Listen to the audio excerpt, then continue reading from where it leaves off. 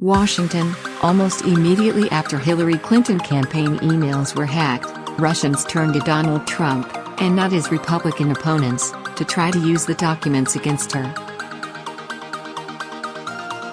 A professor with ties to the Russian government contacted Trump campaign advisor George Papadopoulos in April 2016 to tell him Russians had dirt on Clinton in the form of thousands of emails, according to records released Monday.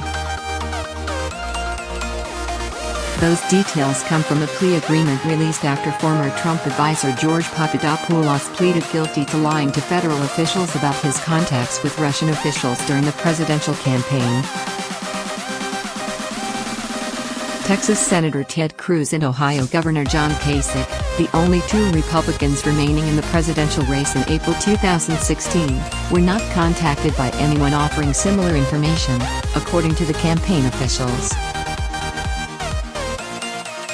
They did not reach out, said John Weaver, Kasich's chief campaign strategist. Cruz's then campaign manager Jeff Roe said the campaign was not contacted. Clinton's campaign did not learn that its chairman John Podesta's emails were hacked until nearly 6 months later when the anti-secrecy website WikiLeaks began to release them in early October. That was 4 months after Democratic National Committee emails were breached. The document did not say which Clinton emails the professor was referring to, but Clinton campaign officials and lawmakers assume it refers to Podesta's emails, which were released for weeks starting in October 2016. That conversation took place before the American people were even aware that emails had in fact been stolen by the Russian government from both Clinton campaign officials as well as the Democratic National Committee, said Rep. Adam Schiff of California, the top Democrat on the House Intelligence Committee. Schiff said that Papadopoulos' plea underscores the importance of the June 2016 meeting in Trump Tower attended by campaign Chairman Paul Manafort, Trump's son-in-law Jared Kushner, Trump's eldest son, Donald Trump Jr., and several Russians. The meeting occurred after a go-between reached out to Trump Jr., offering incriminating information from the Russians about Clinton. The plea, according to Schiff, establishes that at the time Manafort, Kushner, and Don Jr. met at Trump Tower with a Russian lawyer with close Kremlin ties, the Trump campaign already had been informed that the Russians were in possession of the Clinton emails, something that might further explain both why the high-level Trump campaign officials took the meeting and what they hoped to obtain.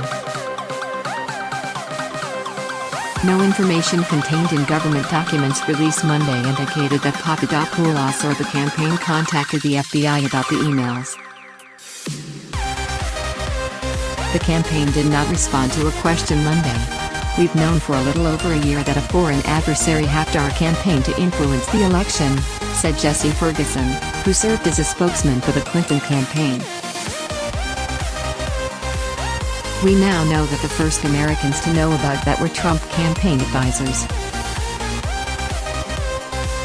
Trump was immediately criticized in the summer of 2016 for calling on Russia to find the 30,000 emails Clinton deleted from the personal server she used during her time as Secretary of State.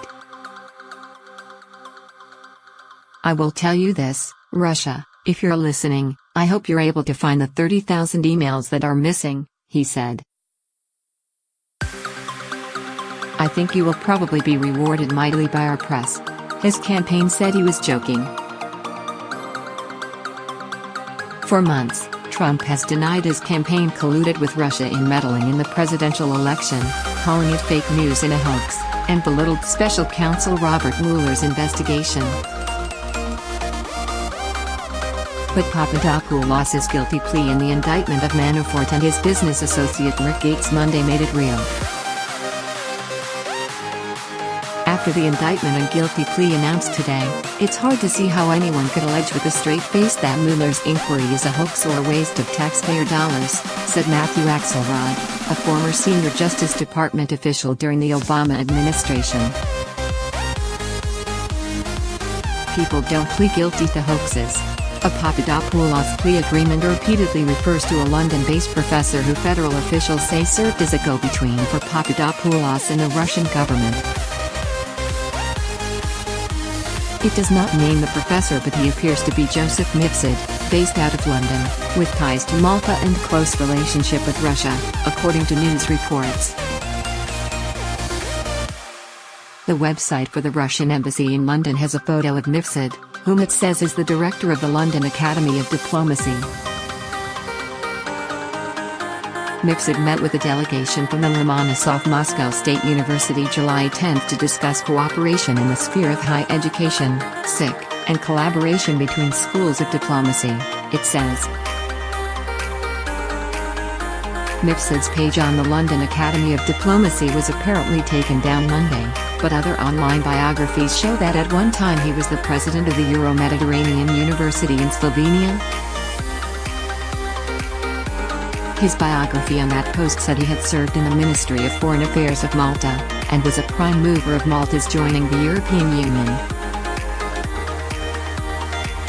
Mifsud also ran the London Centre of International Law Practice, where Papadopoulos noted on his LinkedIn page he worked briefly in 2016 before joining the Trump campaign. The LinkedIn page boasts that he was former advisor at Donald J. Trump for president. The plea agreement cites one email in which the professor had just returned from meeting people in the Ministry of Foreign Affairs who told him that the Russians have thousands of Hillary Clinton emails. Nikolai Konin, a spokesman for the Russian embassy in Washington, did not respond to a request for comment. The plea agreement said the professor introduced Papadopoulos to a Russian woman who in at least one email was described as Putin's niece. Most of Trump's foreign policy team did not include former diplomats or people who knew details of Russian leadership and were unlikely to be aware that Putin did not have brothers or sisters or a niece. At the White House Monday, aides downplayed Papadopoulos' actions, describing him as a volunteer who sat on an advisory board that met once. There are no activities or official capacity in which the Trump campaign was engaged in any of these activities, Press Secretary Sarah Huckabee Sanders told reporters at her daily briefing. The moment I expect will come when people in the White House are looking at empty chairs near them of people who are down in the grand jury and come back silent, said Sen. Sheldon White House, Dr. I, a member of the Senate Judiciary Committee and a former U.S. attorney. When that phase begins, that's when people are waking up 2 to 3 in the morning asking, me next.